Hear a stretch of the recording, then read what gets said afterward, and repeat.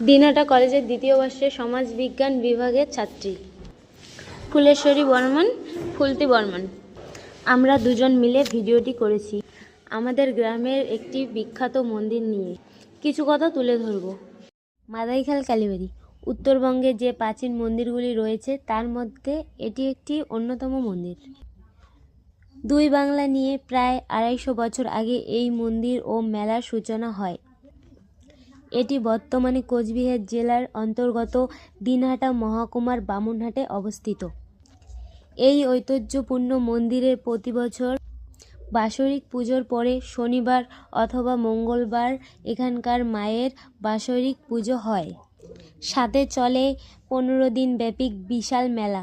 মায়ের মন্দির ছাড়াও আশেপাশে রয়েছে অনেকগুলি ছোট ছোট মন্দির।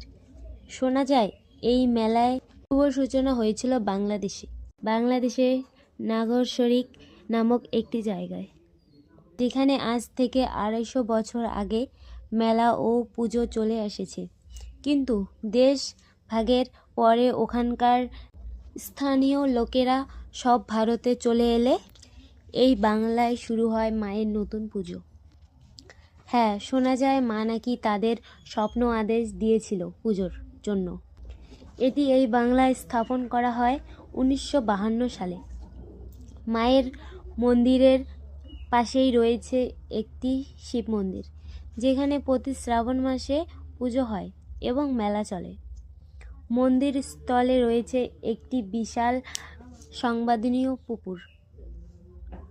তবে মেলায় সময় এই স্থানীয় সৌন্দর্য বৃদ্ধি পায় দ্বিগুণ হারে। এর সঙ্গে আমি কিছু ফটো অ্যাড করে দিচ্ছি, দেখি।